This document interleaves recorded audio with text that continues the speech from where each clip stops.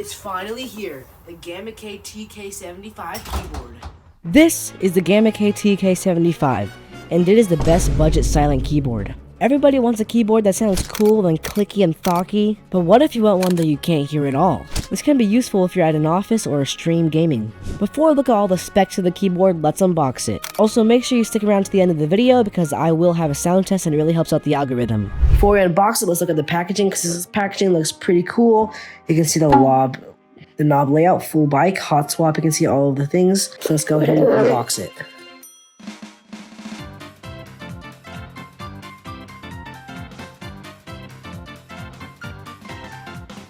Alright, so here's a keyboard itself, but first let's look at what else is in the box. So here you can see a little manual, Gamakay TK75, and it can show everything that you need right here, all of the combination of functions, which I probably will be needing right here. You can see you can change the backlight brightness, you can change speed, and all these different settings, which is pretty cool.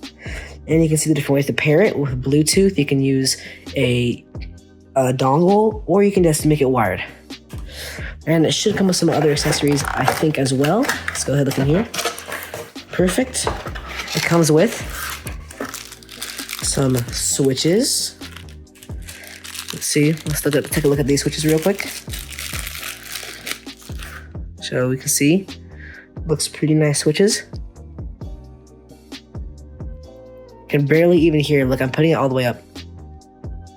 It's almost silent, and that's the main reason I got this keyboard. Because whenever I'm making Fortnite videos on my other channel, go check it out. It's always super loud, the keyboard.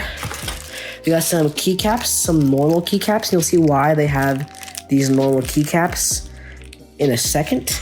Comes with a switch puller, which is good because I actually don't have one until right now. And it comes with this cable, a braided cable like most all the keyboards do. And yeah, you just use it to charge. And it even comes with this nice Velcro, which I think is nice. A lot of other things don't have the Velcro, so you can tie it up when you're not using it. Let's go ahead and take the keyboard out of its case to see what it looks like. So as soon as I take it out, it's much heavier and higher quality than my other keyboard. So as you can see, it has rubber feet and even some of these kickstands, so you can have two different modes. As you can see right here. And that's how to flip it over. Oh, yes. And they added extra keycaps because if you look at this, they have keys that don't actually say what they are for. And it even has a rubber volume knob, which I don't know if you can hear. It's very, very quiet. Very nice to change the volume. All right, so here is a closer view of the keyboard. As you can see, they each have little different messages on them. Like on E, it says recent files pop up.